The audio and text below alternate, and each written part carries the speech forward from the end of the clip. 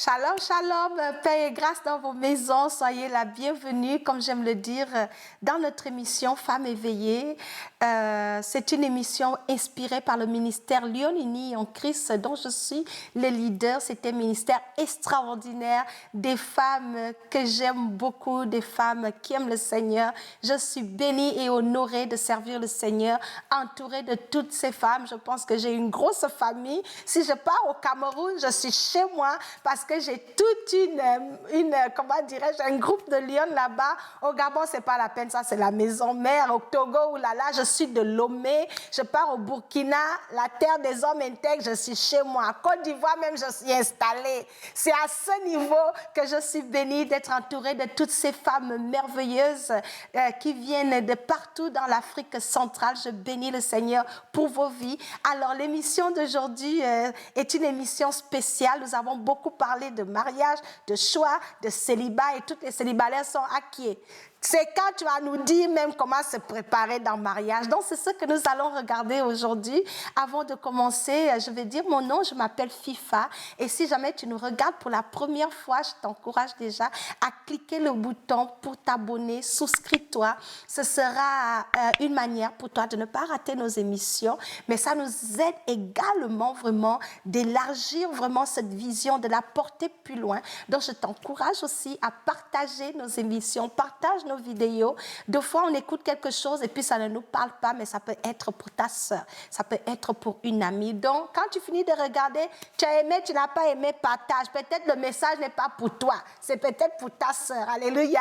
Donc voilà, installez-vous, prenez vos Bibles. Aujourd'hui, nous allons parler des membres. Et j'ai le titre de ces messages, c'est « Je voudrais interpeller non seulement les femmes mariées à faire attention à ce membre, mais également encourager toutes les célibataires qui me regardent à prendre le temps. Tu es peut-être en train de penser à te marier et puis tu es en train de faire les grandes prières. Seigneur, envoie le mari. Je t'encourage à faire cette prière cette semaine pour dire, Seigneur, révèle-moi ce que je dois travailler en moi avant de me marier. Parce qu'il y a des choses, si on ne les façonne pas pendant qu'on attend le mari, devant, ça va aller nous causer les dégâts. Et c'est de ça que nous allons parler aujourd'hui. Je vais parler des membres que nous tous nous connaissons. Et c'est des membres terribles qui peuvent détruire, renverser des maisons, amener la discorde entre le mari et la femme, détruire des relations. C'est des membres dangereux. Jacques compare ce membre-là, vraiment, dit que ce membre a la capacité, comme un feu, de brûler toute une forêt. Et je suis sûre que vous avez deviné. Nous allons parler de la langue. Prenez vos places, invitez une amie et au boulot, commençons. Alors, je vais commencer par la parole de Dieu. On va lire le livre de Jacques. J'aime ce qu'il dit. Jacques chapitre 3, versets 5 à 6. Voici ce que dit la parole de Dieu. De même, la langue est un petit membre. La langue, voilà, c'est un petit membre. Elle se vante de grandes choses. Voici comme un feu peut embraser une grande forêt. La langue aussi est un feu. C'est le monde de l'iniquité. La langue est placée parmi nos membres, souillant tout le corps et enflammant le cours de la vie, étant elle-même enflammée par la guerre. Je bénis la parole de Dieu. Dans ce court message, Jacques compare la langue à un feu. Quand moi j'avais lu ça, j'ai dit, comment la langue peut être un feu? La langue peut être un feu dans le livre de Proverbes, je pense chapitre 18, il y a Proverbe 18, verset 21, la Bible dit que la langue a le pouvoir vraiment de maudire, de bénir. La langue a le pouvoir vraiment de détruire, ça a un pouvoir destructif. Donc quand tu l'utilises mal, ça peut gâter les relations. Maintenant, comment est-ce que ça s'applique à toi, célibataire? Vous savez, lorsqu'on est célibataire, on a des habitudes, on a déjà une manière de vivre. Vous comprenez, avec nos amis au lycée, on se taquine, on fait des blagues, on parle n'importe comment. À la maison aussi, avec nos frères et sœurs, on parle comme ça ne va pas. Vous comprenez, on parle d'une certaine manière. Il y en a, on est vulgaire. Il y en a, dans nos paroles, on manque de respect. On ne réfléchit pas avant de dire ce qu'on a à dire. On parle en désordre. Et puis, ça passe comme une lettre à la poste. Parce que là, tu es célibataire, tu t'en fous, tu n'as de compte à rendre à personne, tu es toi-même.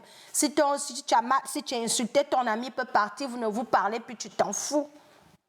Si tu as ramassé tes parents, tu t'as dit, je m'en fous, c'est mes parents, je peux les ramasser, et puis tu vas aller demander pardon, ils vont te pardonner, c'est tes parents. Mais quand tu te maries là, la langue là, ça peut être source des mariages paisibles, heureux, harmonieux, ou comme ça peut aussi être une source, une bombe atomique dans ton foyer qui va détruire ta relation avec ton mari. Ça, c'est un membre à travailler. Comment est-ce que nous devons travailler notre langue? On doit la travailler en faisant attention à la manière que nous l'utilisons. Qu'est-ce que nous disons lorsque nous l'utilisons? Quand tu te maries, le langage hautain que tu as quand tu es célibataire, tu ne peux pas dans le mariage aller parler à ton mari d'une manière hautaine et espérer avoir un mariage paisible. C'est très important. Ta langue, tu ne peux pas aller élever des enfants qui vont réussir si ta bouche là, tu ne l'utilises pas comme il faut. Tu peux aller l'utiliser devant dans ton mariage pour frustrer ton mari. Tu n'auras point de paix. Je vais donner des exemples bêtes. Il y a des femmes, par exemple, lorsque tu rentres dans le mariage, ça c'est une vraie réalité, ton mari, tu viens lui tous les jours, tu le vois le matin, tu le vois le soir, vous dormez ensemble, ça c'est un gars que tu vois tous les jours. Ce n'est pas du genre au téléphone, tu peux zapper. Ce n'est pas quand tu es célibataire, quelqu'un t'énerve, tu zappes. Ce n'est pas quand tu es célibataire, quelqu'un t'insulte sur Facebook, tu rends. Publiquement, tu es grossière. C'est pas ça. Quand tu es dans le foyer là, vous êtes à deux et vous vous voyez le matin, vous vous voyez le soir, vous dormez ensemble. Comment maintenir l'harmonie avec cette personne-là? La manière que tu utilises ta bouche dans ton mariage joue un rôle extraordinaire dans la qualité de ce mariage-là, dans la paix de cette maison-là. Okay. Je vais donner un exemple. Tu es célibataire, tu avais pour habitude de crier sur tout le monde, tu cries sur tes parents, tu cries sur tes frères et sœurs, tu dis tout ce qui te passe par la tête. Tout ce qui te passe par la tête, tu dis, tu parles poubelle. Ok? Tu es célibataire, ça passe encore, ta famille t'endure. Et puis tu arrives dans le mariage, tu commences à parler à ton mari comme poubelle. Ça, c'est vraiment l'alarme de la sonnette pour un mariage qui ne connaîtra pas la paix. Parce que ton mari ne va pas se sentir respecté si tu t'adresses à lui comme poubelle. Et lorsqu'un homme ne se sent pas respecté, il est frustré. Et s'il est frustré, tu n'auras pas l'attention qu'il veut te donner parce que tu ne le respectes pas. Comment tu ne le respectes pas? Dans tes propos. Le ton de ta voix, lorsque tu t'adresses à ton mari, le ton, ça fait une différence. Les mots que tu utilises quand tu t'adresses à ton mari, ça fait une différence. Je donne un exemple. Ton mari ne trouve pas les clés de sa voiture le matin, il cherche ses clés. Et toi qui descends, ah, tu me déranges avec tes affaires de clés, il faut fouiller tes clés toi-même, tu perds tout, je n'ai jamais vu un homme comme ça. Toi, tu es coucou, oh, tu es rigolo. Tu parles à ton mari comme ça. Ce n'est pas approprié. Si c'est un langage comme ça que tu as, il faut dire, Seigneur, délivre-moi. Et tu peux savoir si tu as un mauvais langage parce que les gens autour de toi te font souvent la remarque. Toi, avec ta bouche là, toi, tu as une mauvaise bouche, hein? Toi, tu as des paroles méchantes. Hein? Il ne faut pas négliger ça. Ça, c'est des signes. L'évidence que ta bouche sera un poison si tu te maries. C'est la raison pour laquelle il faut considérer qu'est-ce que les gens autour de toi, les membres de ta famille, disent, pensent de ta langue. Est-ce que c'est une langue piquante qui libère seulement des paroles méchantes, tranchantes? Une langue qui décourage, une langue qui amène la mort, une langue qui maudit, une langue qui détruit. Quelle est la qualité des paroles qui sortent de ta bouche? Pour savoir, demande aux gens autour de toi, Nos mamans sont souvent très bonnes pour nous dire que toi, avec ta bouche là, si on t'a dit ça 2, 3 fois, prends note. Va en prière. Dis Seigneur, délivre-moi. Ne dis pas que je m'en fous, je parle comme ça. Non, hein. Devant, ça peut aller te coûter les larmes chaudes. Maintenant, je vais donner l'exemple d'une femme qui utilise bien sa langue. Vous avez vu le ton d'une femme insolente et le ton d'une femme qui utilise bien sa langue. Une femme qui utilise bien sa langue, son mari cherche les clés de la voiture le matin, elle va dire, oh chérie, je veux t'aider. Tu vas laisser ce que tu fais. Tu vas dire, oh ne t'inquiète pas, ne stresse pas, on va chercher ensemble mon amour. Et tu donnes les clés. Tu as fait la journée de cet homme-là. Quand tu trouves les clés, tu lui fais un bisou. Ah, il ne fallait pas t'inquiéter, tu passes une bonne journée, conduis bien, je prie pour toi. Quand tu rentres, on pourra regarder un film. Quand le monsieur là part, il est détendu. Mais si tu es venu avec ta langue, le même scénario. Ah, cherche tes clés, toi-même tu me déranges avec ça, c'est pour ça que tu m'appelles. Ah, tu me fatigues avec tes affaires de clés. Tu as déjà créé la tension et la frustration. Il ne peut pas t'écouter. Notre langue, non seulement ça peut gaspiller ta relation avec ton mari à cause du ton et de la qualité de tes paroles, ça peut aussi gâter ta relation avec tes beaux-parents. Tu arrives dans le mariage, les pauvres beaux-parents que tu as trouvés, tu les insultes, c'est-à-dire même manière tu insultais tes parents là. Tu viens, tu fais la même chose dans sur tes beaux-parents. Tu les insultes, tu es insolente, tu ne dis pas bonjour, tu manques de respect, tu vois les gens, c'est dangereux. Les beaux-parents sont offensés, ils vont commencer à te faire la guerre. Et quand tu as les beaux-parents qui te détestent, même si tu t'entends avec ton mari comme ça, c'est frustrant. Tes enfants ne peuvent pas aller chez leurs tantes, chez leurs oncles, chez les grands-parents. À cause de toi, ta bouche, tu vas même diviser ton mari avec sa famille. Donc, ne négligeons pas ça. La Bible dit que la langue, petit que c'est petit là, c'est un feu qui peut brûler tout un champ. C'est comme ça que ta bouche là, ce petit membre là, si tu ne demandes pas au Saint-Esprit de t'aider à bien utiliser ça, tu vas aller faire les dégâts devant. Tu vas aller tuer les gens devant. Parce que les paroles qui sortent de notre bouche ont deux fonctions, soit de bénir, soit de maudire, soit de détruire, soit de bâtir. Je vais donner l'exemple sur les enfants. Tous les jours, ta bouche là, ta langue là, tout ce que ça sort, c'est des paroles négatives. Tu insultes les enfants maboule à midi, tu les insultes bêtes à 17h, le matin tu les insultes cochons. Tout ça là, tu insultes.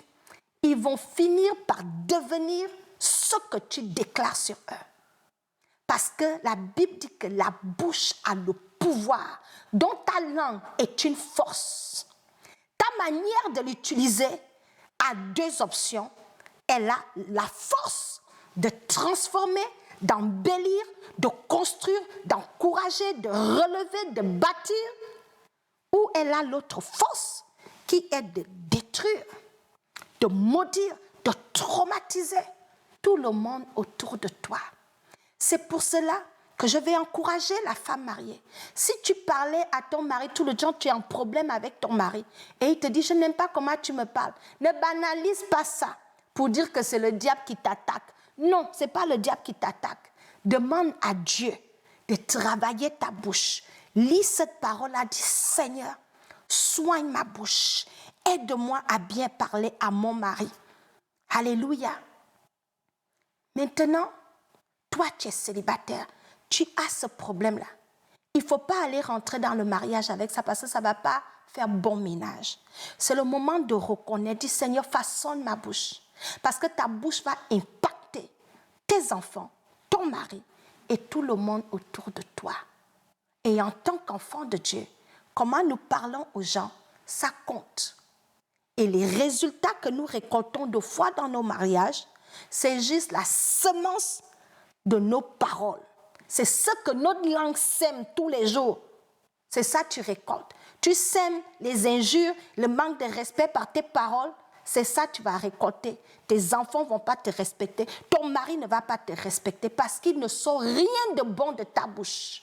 Ce que nous disons, ce sont des semences. Ce qui sort de ta bouche, c'est une semence.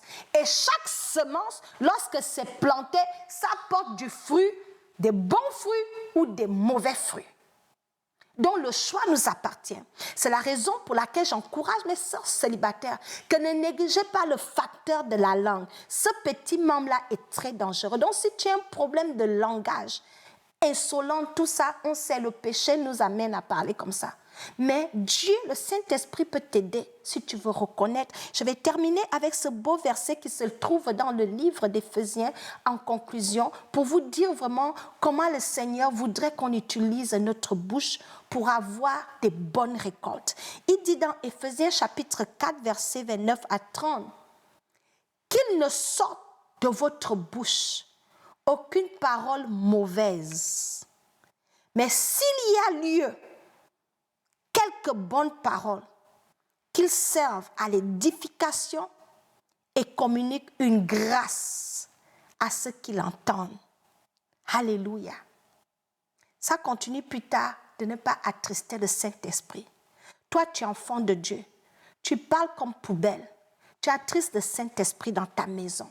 Et si le Saint-Esprit est attristé à cause de tes propos-là, tu es gâté.